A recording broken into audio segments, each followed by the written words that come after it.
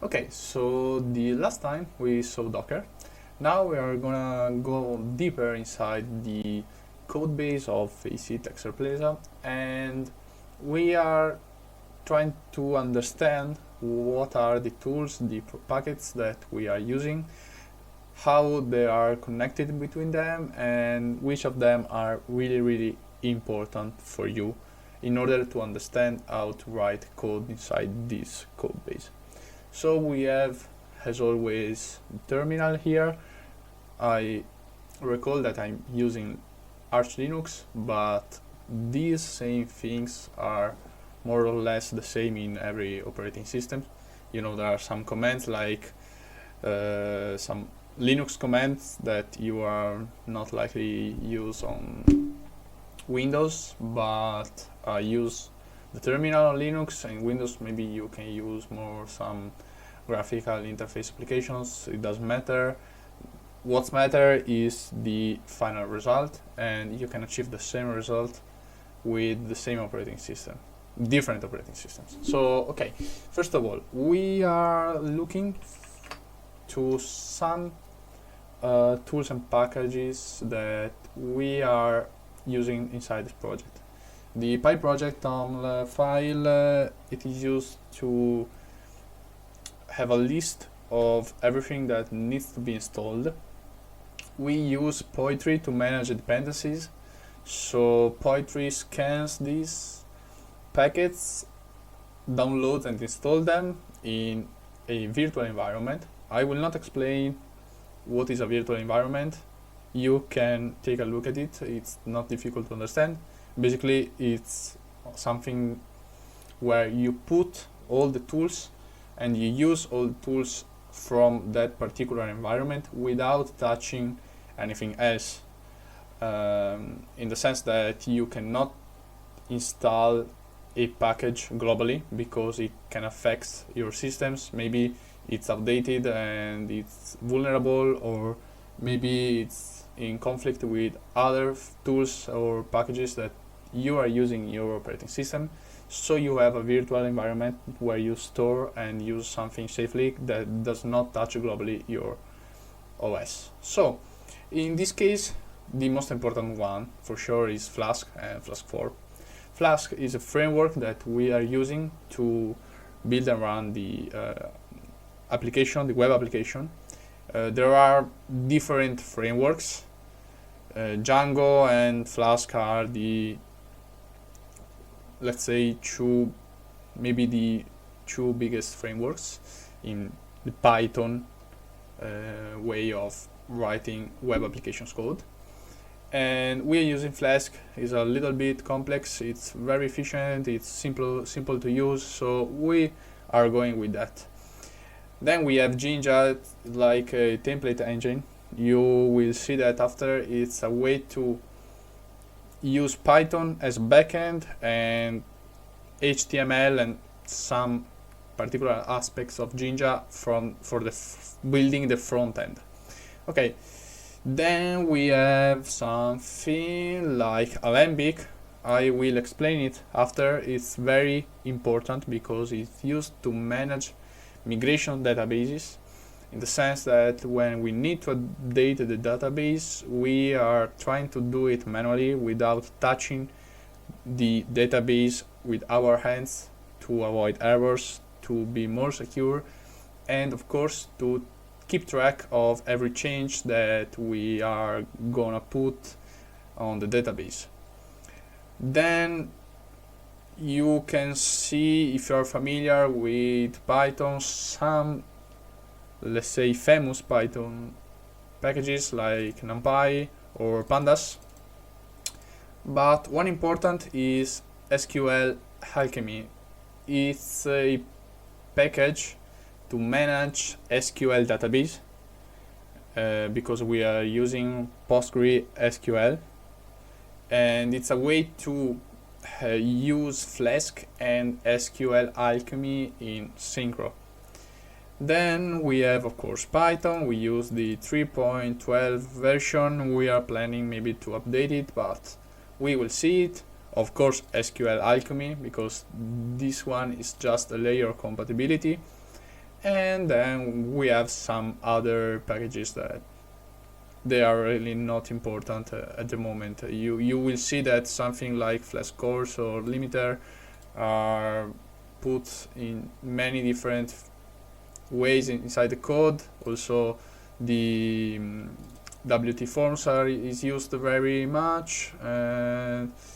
Yeah, so these are some of the tools. Then we have some tools that are specifically used for the development and not the production, like a UW SGI hosting server, and a linter that is used to have strict code formatting. It's very useful when you write code to have something that is very strict in terms of how to write a code, to be equal between each people in writing the code in the same way. It's very important because you can keep track of differences in a better way. It's easier to manage a big project. And of course, a Django linter used to see errors and modifications for the Django files. These, of course, are not needed in the production because we do not need a linter or a local hosting server directly on the dependencies, because of course we do not need to understand if it's okay in terms of the PEP 8 because we already checked it in the development.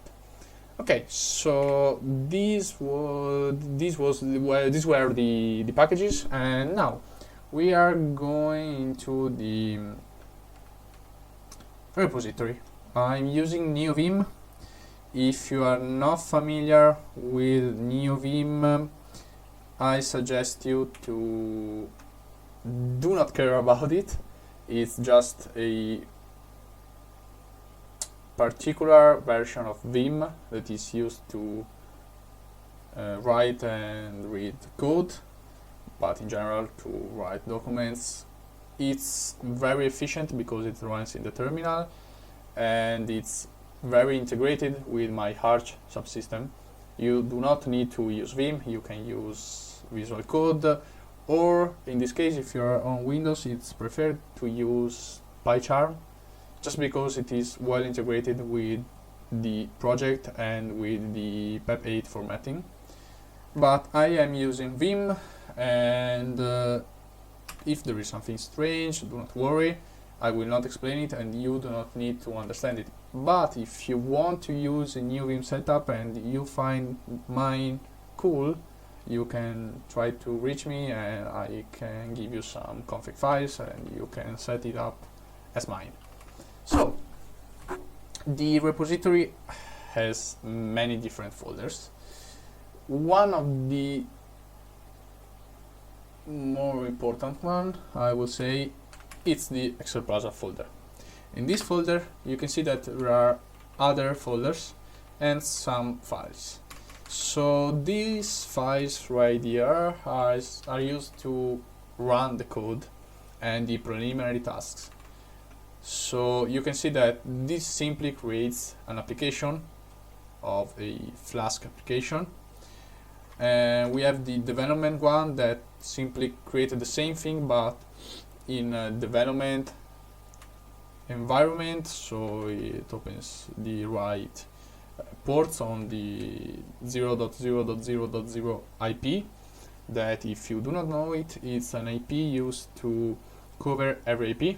So if I run in this case, a service on this particular IP, it can be accessed by every IP on my subnet.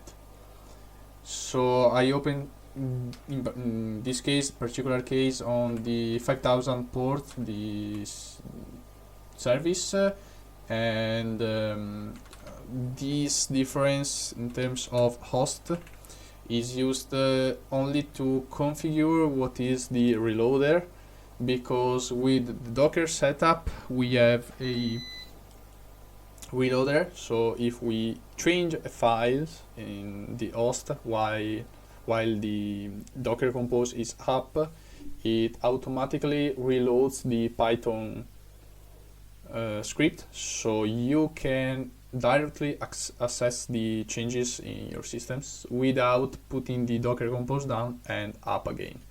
So this is important. You can see that we have the host OS here. You need to add it in your .m file if you want to have this feature. Okay, so after that, I'm just talking, I'm just trying to give you some useful information. We have the Flask app file. This is very important. Do not touch it unless you need directly something. It's used to create the base Flask application. You see, you create the app here, then you load the configuration, you configure the database using Alembic, or you can initialize the DB, the mail, the blob storage that is used to store images inside the database. It's like a AWS Amazon database. It's not the SQL one, but we can talk about it later. It's not useful at the moment. And then you see we have some register blueprint. Why? Because Flask works creating some blueprint. We will see that. In practice, it creates some routes where you can go from the base routes, that is simply the IP of and port of the service, and then you can explore the subfolders that are like the different pages in the system. So we have the admin one, the attend quiz, application base. The prefix is used to map the page to a particular subpage. For example, in the course section, I can have the view courses, add course, or delete course. They are all routes, but with the register blueprint and a specific prefix here, I can simply tell the system that I want to access the, for example, add course in the course subfolder. So I will need to go to the IP port /course /add course.html or something like that. So it's a way to manage the different sections of the project. And then simply we set logger. It's useful to have some information in case of errors, and we start the application using the return app. Okay, so this is one of the most important files. But after that, we have 3 folders. First, I will take a look at the static one. Here you have all the static files, so the JavaScript files, CSS files, or in our cases SCSS, that are compiled if you use Docker automatically and compiled in CSS code. So you can see that this code is in gray, because these lines are gray because they are not included in the GitHub that is used to avoid putting some long CSS inside the repository. We simply have the SCSS folder, and then it's compiled during runtime, and we can create, it's actually automatic, it automatically creates this folder, and it's not included inside GitHub. It's excluded by the git ignore file. So we have the static one. You have the style.scss, where you have all the files as CSS that you want. You can add some custom files that we put in this folder. You can create a new folder if you need to have some specific files for a specific section of the application, and we will see the section of applications in a second. For example, you have the mind map with the create or the edit or the mind map.scss. It's very similar to simple CSS, but you can create functions very easily. You can have very easy import. You can import some code from other files, for example the bootstrap that we were using, and it's very simple to use, simple to understand, and it's more powerful with respect to CSS because you can actually have something that is more similar to programming, because you have some functions and some variables that you are not likely using on the simple CSS. Okay, so this is the static one. You can take a look at it. You can find font, guides, images, JSON, and JS, so JavaScript files. For example, we have some particular files that are used to manage something that is difficult to manage without some front-end code, because we can divide everything in the backend and in front-end. You can have front-end codes that are code running inside your browser, or backend code that are running in the server. So every time we need something that is used from the user and we do not need to contact the server, we use JavaScript because it's faster, it's integrated in the browser, and we do not need to make calls from and to the server to change something inside the page. For example, in the mind map page, we can see it later, you need to have some JavaScript code to manage the arrows and the connections inside them, and prefer to use the JavaScript only because otherwise we needed to create a lot of requests to the server, and it's very, very, very tough to manage it in terms of internet. So then we can go into another important folder, that is the application folder. Here you can see we have many mode folders. I will take a look, for example, at the mode course folder. Every folder needs to be structured in a way. We have the init files. This file is a particular file that is always put inside a folder.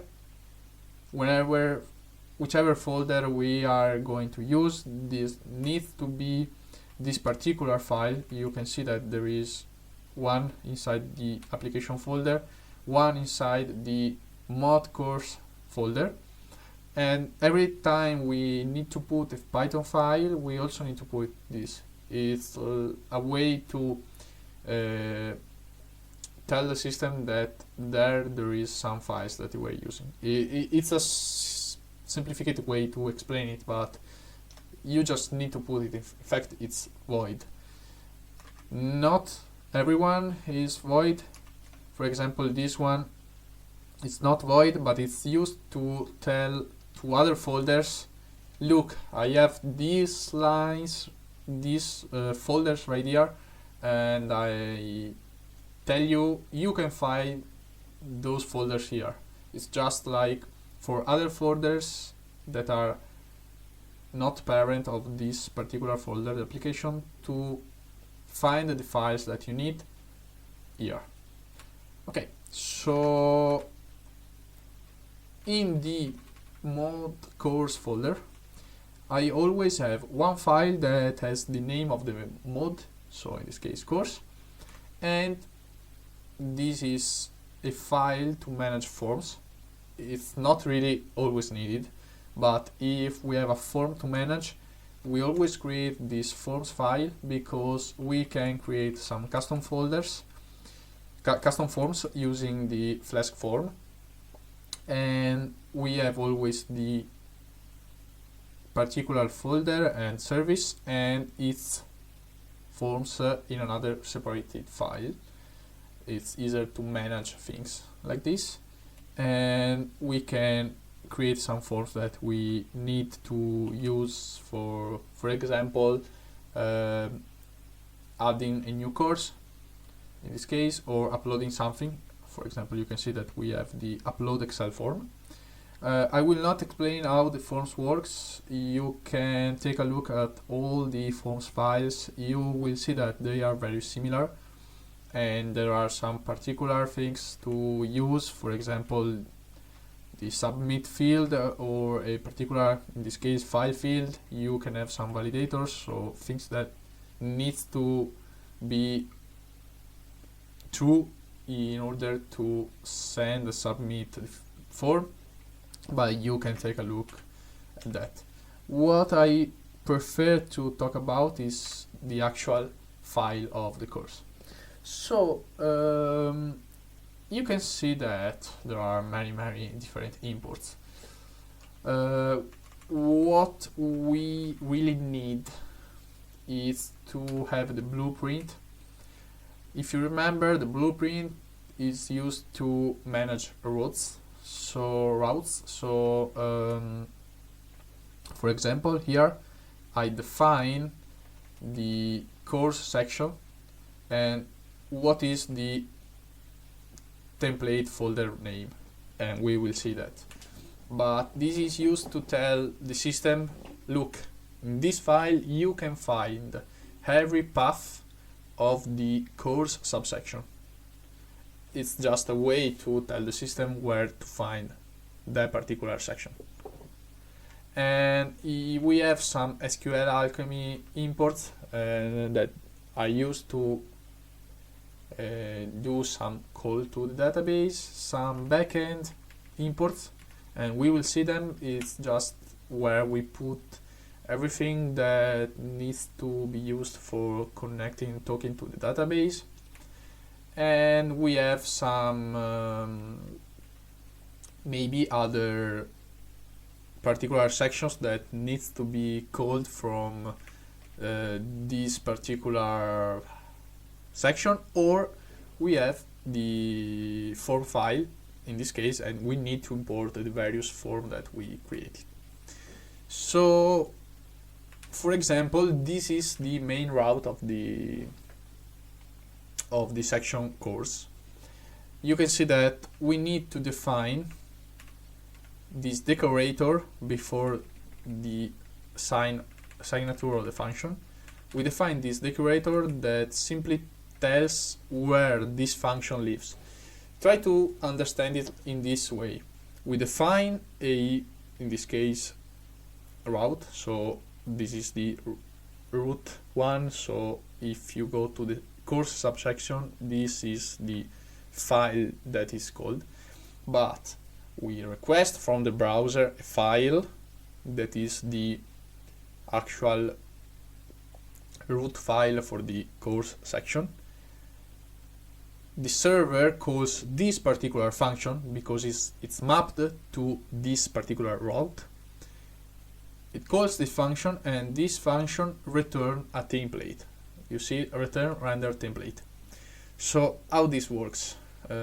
Python, it's just used to manage everything that is behind the application. So variables, database, or I don't know, maybe some particular functions that are called server side. But then we need to show something to the users, and to do that it's different from PHP, for example, that is embedded inside HTML. So in PHP files we have HTML code and PHP code in one file. Here we have something a little different because we have these Jinja templates, or HTML templates in general, that are HTML or Jinja code that are used to display information. So we have effectively the HTML codes, and I will show some files after, but we can use these particular files to pass some variables, and this is used to construct some sections in the templates file. For example, here we call this template right here the browser course Jinja. Then we pass this variable right here. You can see the courses variable. It's like a variable named courses that is a result of calling a database where we simply retrieve every course on the database. And then we pass another variables that is the courses with institutions, but just like variables and variables that we can pass. So when we call the template, we can only pass variables. And the templates are always inside the templates folder of the specific section. And you can see that there are some files. I open the browse courses as we are calling this, and you see that it's not like in usual HTML, because first of all, we have a base file, so files that are displayed like in every section of the site. So for example, if I'm going to show you the home page, we log in, so we can see that this is the course route, so we are like in the same page that we were seeing. And here you see that we have this side section and this top section that are the same for every page that you are gonna go through. So going back to the code, these things right here tells the system to use the base that we created in another file. You see the base/base.jinja. This is created and used in every file, where we put this macro right here, that is the extends macro. Then we define the title and maybe the heading if we need it, and then we can define some blocks. The blocks are like sections. You can understand it, you can see the documentation about it, but it's just like a way to define a section on the page. And then you can see that here we have what is a like actual code, because we have an if function, and that's how powerful are the template files. So are HTML files, but they are richer because we can put actual code inside. And for example, this section right here is displayed only if there is an admin logged in. Otherwise, we do not create at all this code when a user is requesting the page. And that's a great way to display only what the user needs and has to see, and you avoid to put something and then maybe obscure from the JavaScript code that is very less secure. So you have some blocks. For example, this is the main block. You can see that we have HTML code, and then if we want, we can create some scripts. For example, this browse courses.javascript, and we using a block script we can call these particular script files, and these are used obviously to call files that are on the server. And you can see that here, for example, I'm passing a variable. If you remember correctly, this variable was used on the call of this particular template, and we are piping it to JSON, so it's just like a way to make the data that we have into a pure JSON way. JSON is very powerful. You can take a look at that. It's used everywhere on the web. It's a structured way to represent objects, but it's not callable, so it's very useful and secure. And with this way, we can integrate variables inside HTML. So this window.data is like a JavaScript variable in this case. It's equal to the result of the pipe to JSON of this particular variable that we passed during the call. And this is like the way that we are using these templates. These, for example, it's another section where you can see we have also some forms variables, because every time we use a form we also have some form to be called. I just did, okay, so I was doing something wrong. Okay, so for example here you can see that for example I need to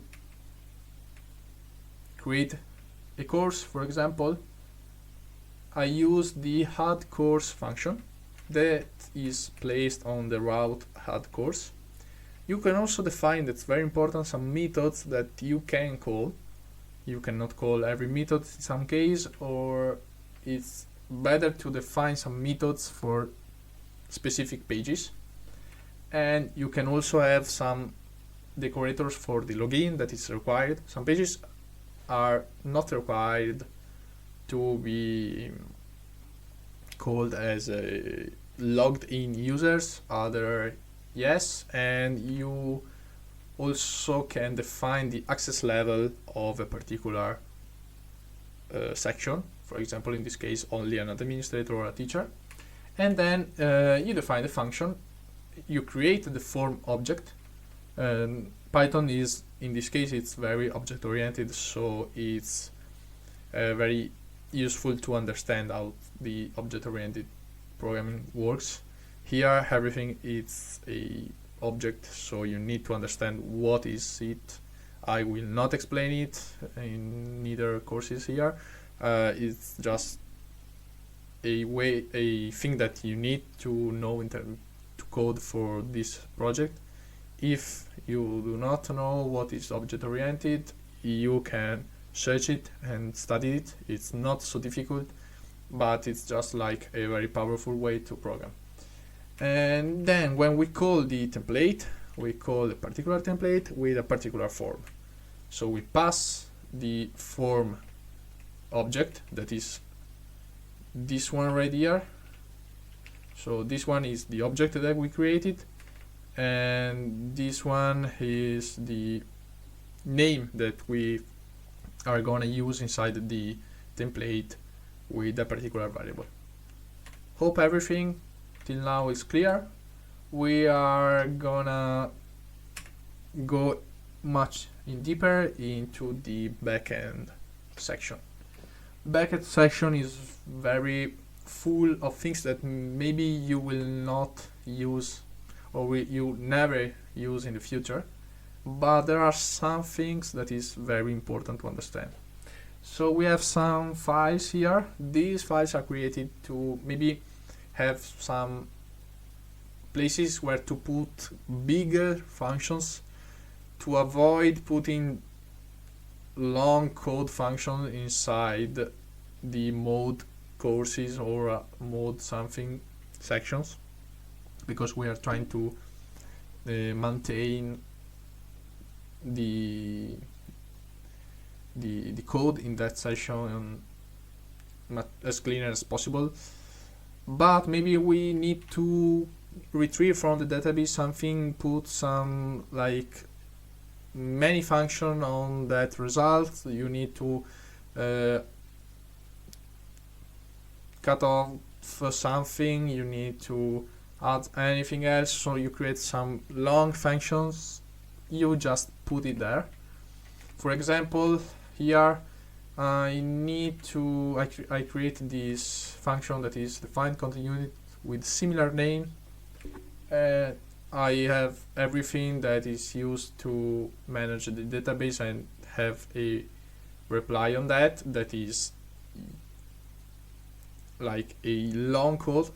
We do not want to put it there.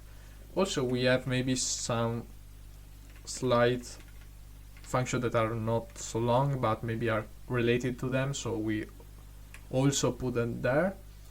And you can see that these are very longer, so we do not need them in the actual application code.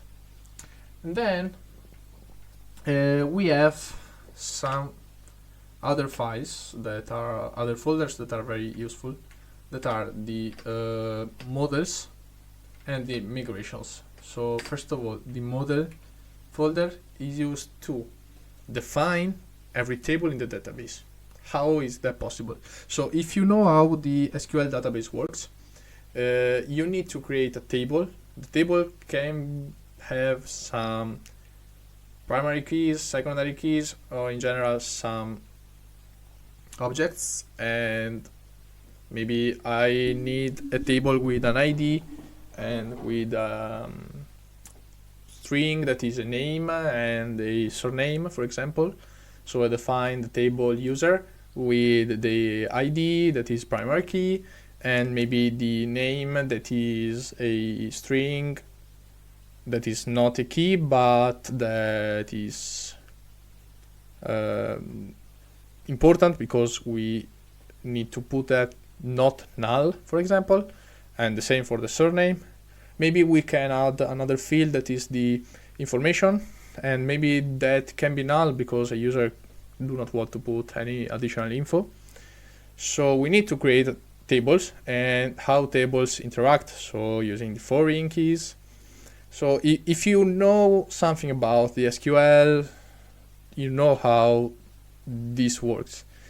But how can we relate them to Python? So I will choose, I really do not know which one, maybe the user one, just because I talk about it.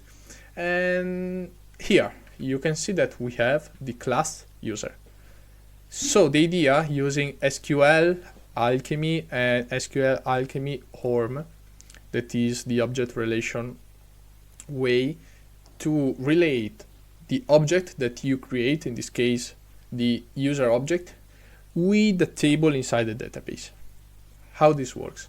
So you define the user class and you define the name of the table.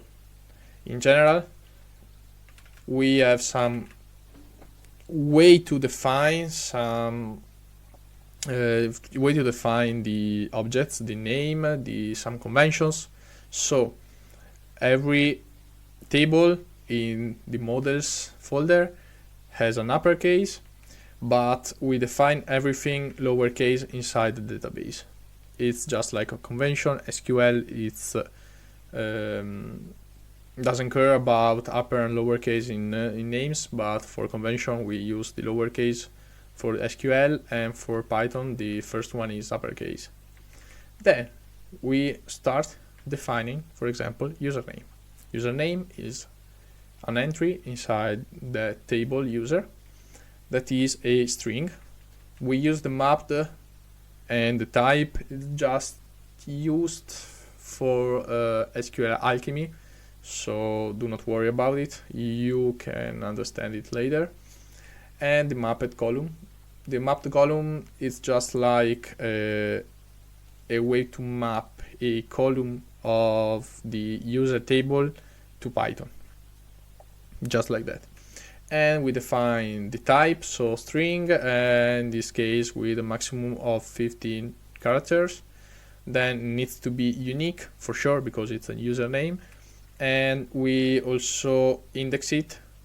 If you do not know what an index is inside SQL, go take a look at it because it's interesting. And then we define the email, so same thing but a longer number of characters. Then we define the first name. You can see that it's not unique because we can have the same name. There are people that use the same name and maybe also the same surname, so these are not unique. And because they are not unique, we also do not create an index. In this case, it's not used, and you can understand why if you gonna take a look at that. Then, for example, the hash of the password and a token expiration, that these are used to manage accesses. And if it's admin, you can see that we have a boolean that can miss. If there is it and it's true, the user is an admin. Otherwise, it could be false or null, and null translates in our code to false. Then we can disable it, and it's important here to put a particular default, maybe because we want to make sure that the user it's not disabled during the creation.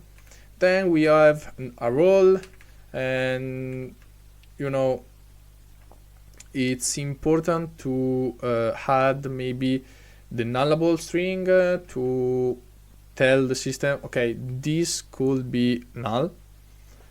And for example, the mind map in this case, because it's used by an user, but you can understand it watching taking a look at the repository.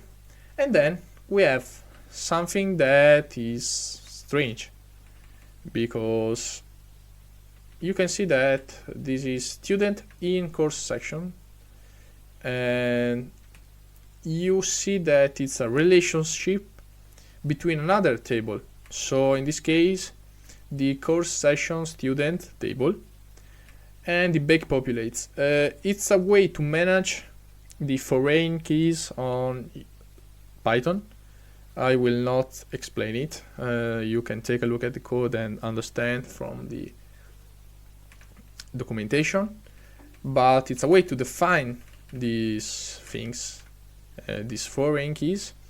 And now I will try to enter the database Docker. So I'm on it.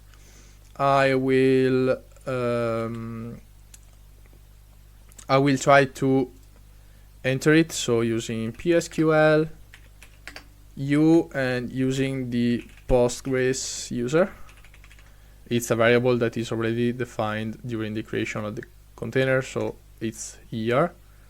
Or maybe I wrote something wrong.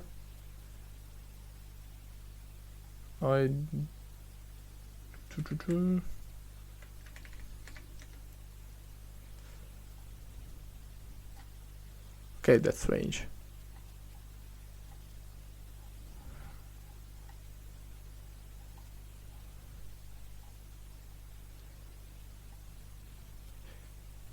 Okay, yes. So it was capital U. Okay, so once inside it, we can list all the databases, because we can have multiple databases. In this case, the actual one that we need in local is the MyDB. The other ones are not used, are created by the container or for managed Postgres. So we select the MyDB, and to connect it, we use simply the /c and the name of the database, and it connects it directly to that database. In general, you need to put user and password. For development, it's not required, so you can do things much faster. Then here, I can list all the tables inside the database. You can see that there are many, really many tables inside the database. But for example, in this case, we are talking about the user. Okay, so if you put the user without the public before you access the Postgres user table, it's just a Postgres table.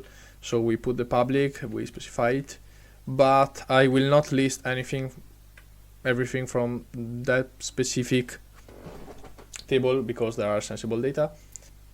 Okay, so I will not do that code, but instead I will take a look at the table in this way.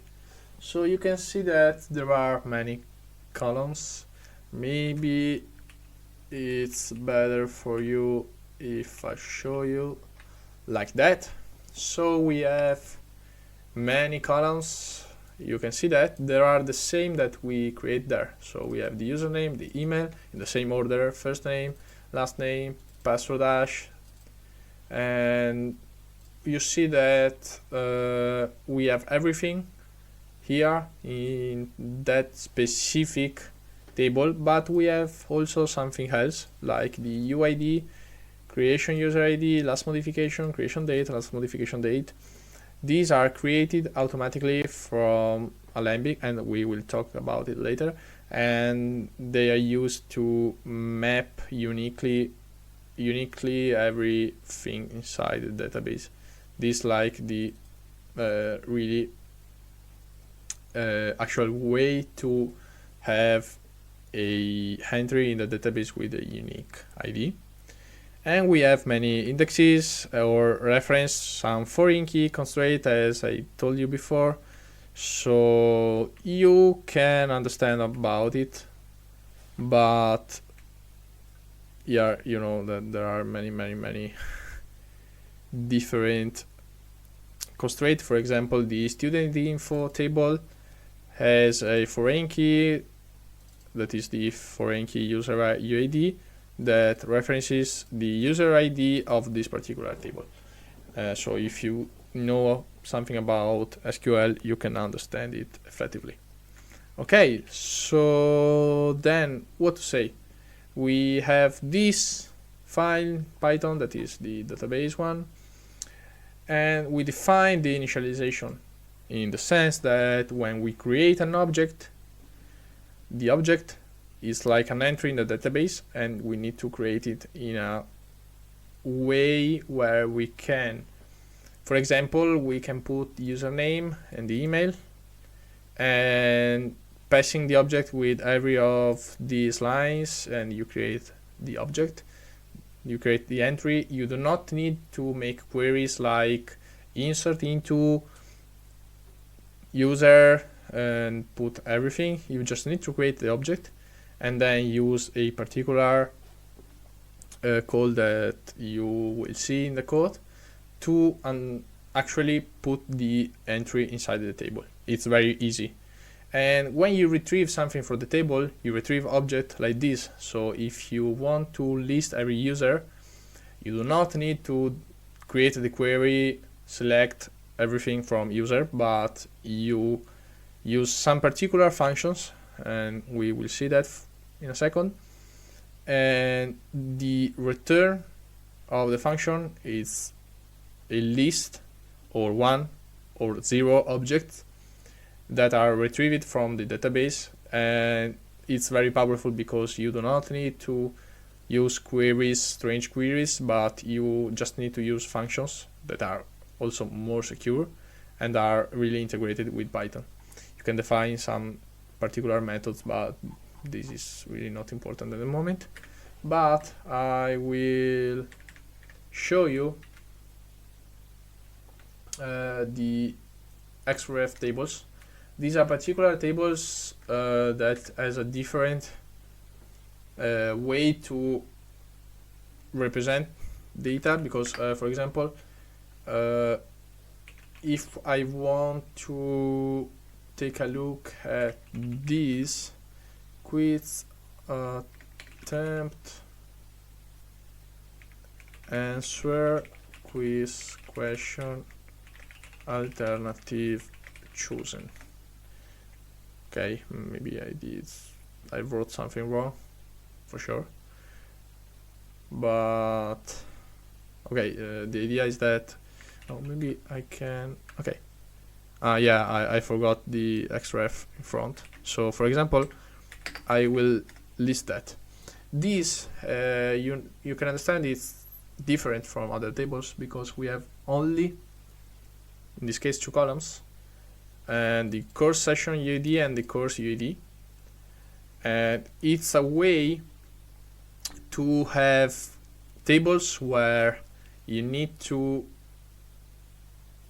take something from one table, something from another table, and you need to use them very often. So you create a table where this relation exists, and you do not need to always do a joint between 2 tables to retrieve some data. So it's powerful in this sense. And then you have the enums. So these are special roles, that special types that we create. For example, the disclosability, so who can watch what, and some other aspects that you are really not required to understand in deeper. And then how we can use that. For example, we have the utils one that is okay. No, this not, it's not useful. The mapping game, for example. Okay, so here you can see that I am using a select statement. Select content units groups be filtered, in this case, where, and some join if I need, accept, select. So there is really everything that is in SQL but in Python functions. This is very complicated, so maybe I can try to take a look at something else. Okay, for example, in this case, I'm creating something. So add mapping function is used to create something. In this case, I had a content unit relation opinion, that is an entry, an object of that particular table with this name mapping, with some values that I need to pass because I defined the initialization of the object. And then I use db.session.add mapping. This is used to add to that session a object. I had another object here, and then I call commit. This function right there tells the system, okay, I create everything and I put that in the database. It's used to have a way to avoid putting things and deleting them if there are errors. So if an error occurs there, for example, it skips the commit call, and I am sure that everything that is created before it's not added in the database. And maybe it's useful, maybe not. You need to understand how this works, because maybe you want this put in the database before calling this section, so you commit that before, or maybe you need to put them together, and if something goes wrong, everything needs to be deleted, so the commit is after. It's just something that you need to understand to work on that, but it's not very difficult. Okay, so I hope I know that I'm running.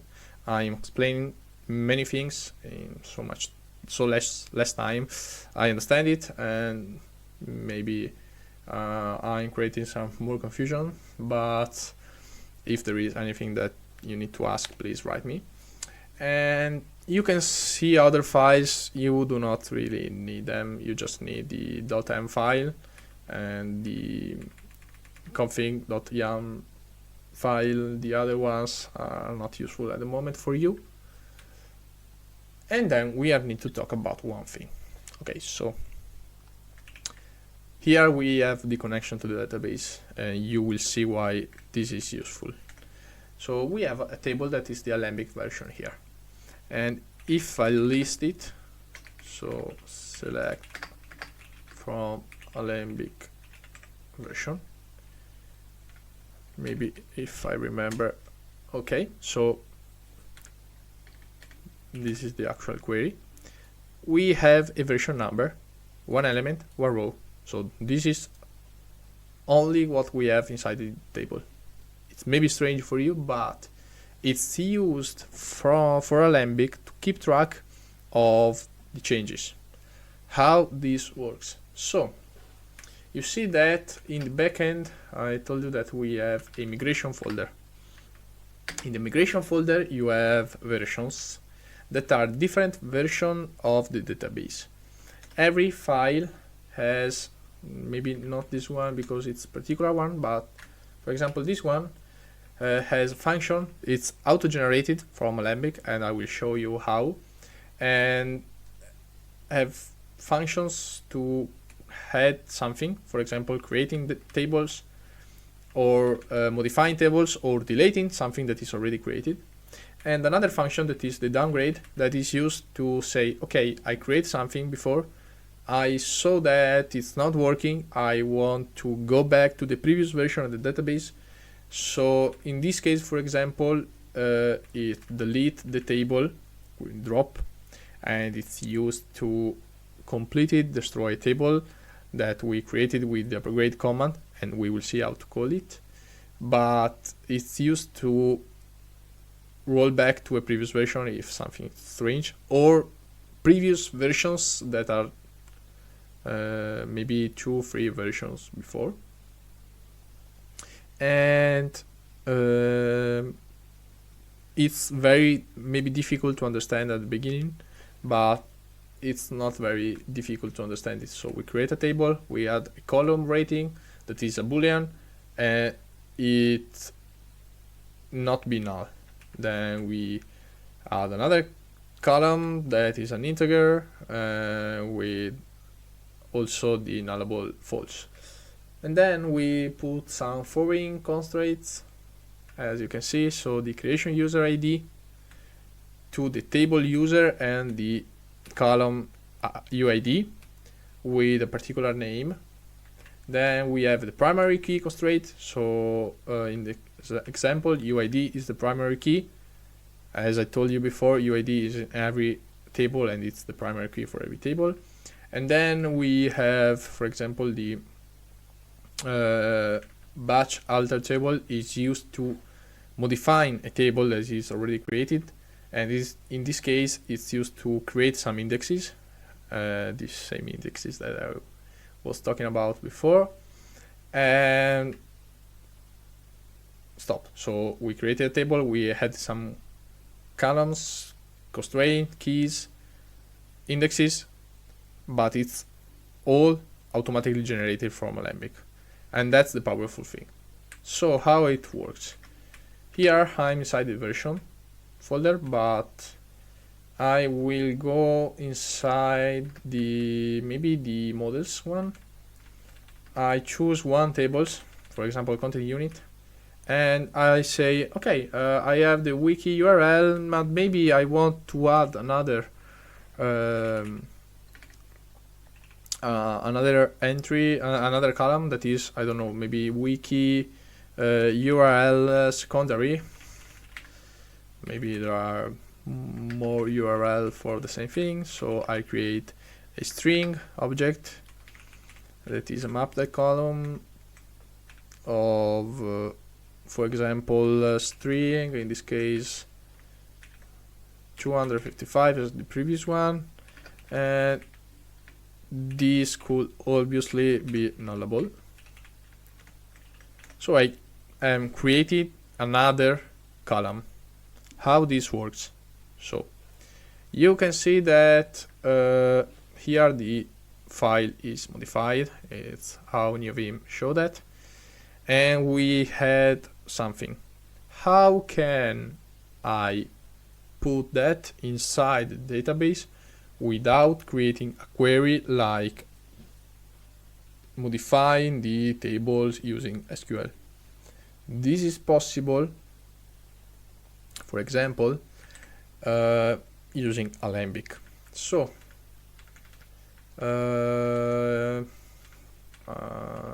Okay. With this particular command, what we are using? We are using Docker Compose with the exec command that simply run a command inside the web system, in this case the Python one. The command is alembic current. Alembic, or I can put the /bin/alembic, it's not important, but in this case alembic is in path, so I can call it directly.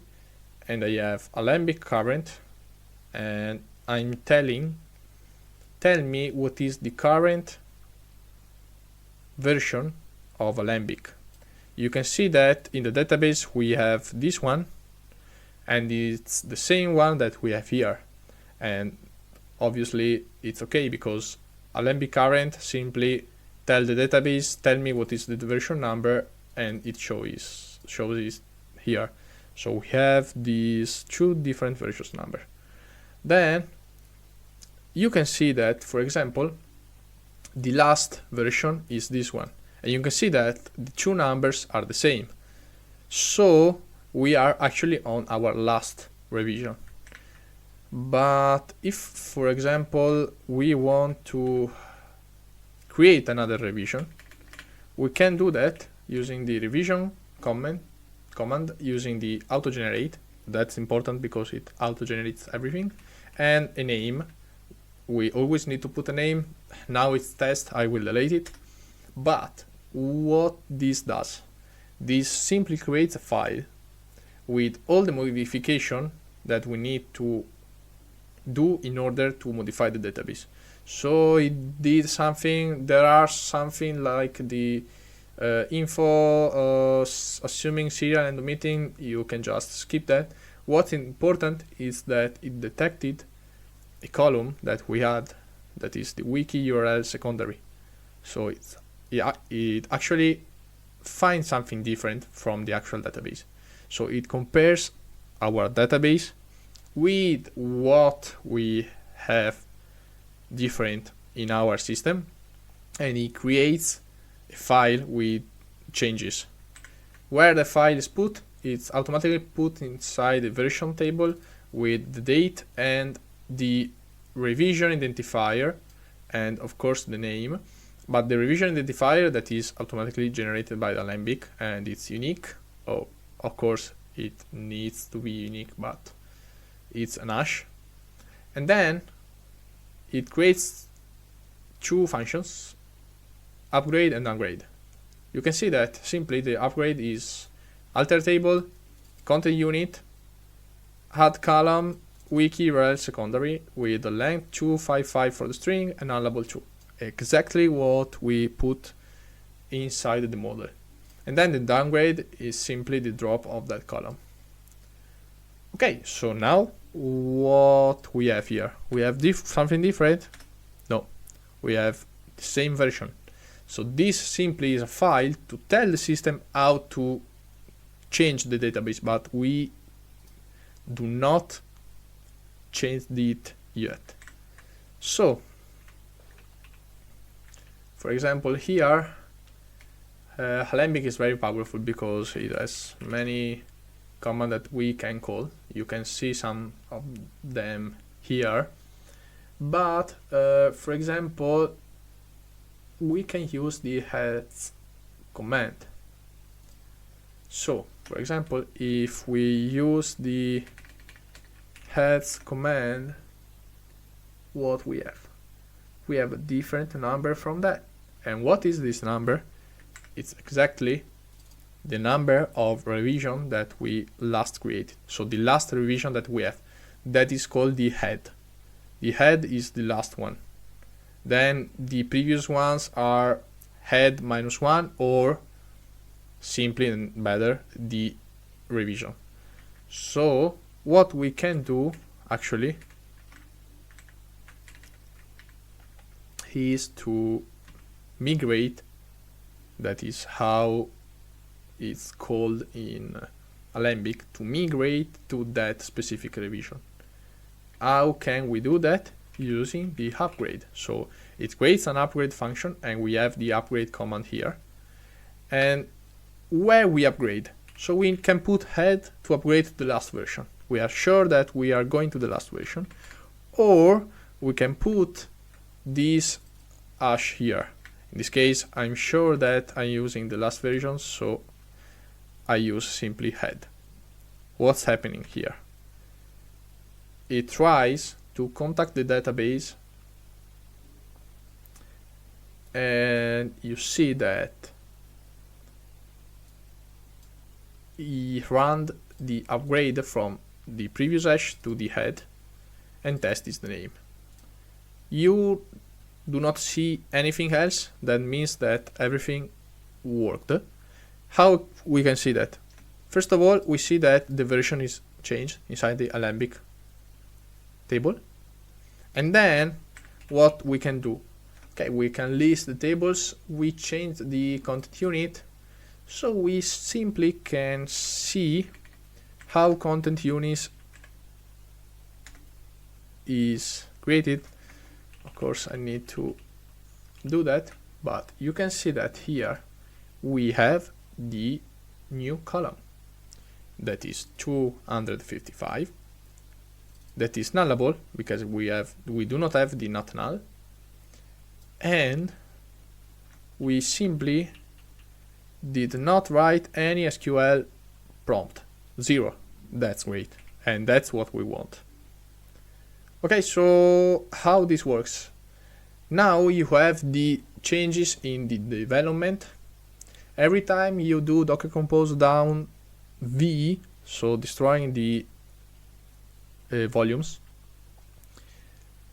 and you do again up, you lost everything that you changed. If you do simply the down without the v option, you maintain these changes. So you have everything local here, but every time you push inside the main, automatically it scans for new migrations, apply them, and simply update automatically the remote database. What I meant is that now I can exit from them. I can do docker compose down with the v option and docker compose up with the option, simply to detach it. You can see that it's trying to stop the containers, and we can wait for them.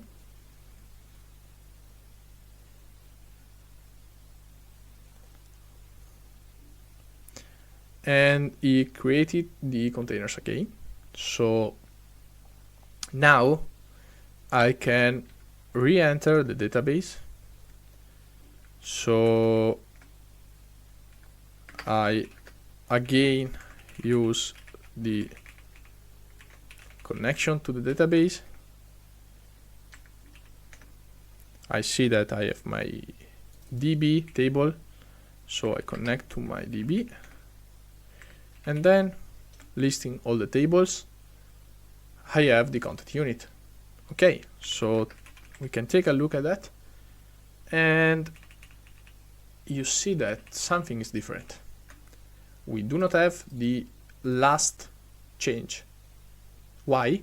Because we destroyed the volumes, so it copied everything from the remote database, but we did not change the remote database, and that's what we want. So we are on the previous version.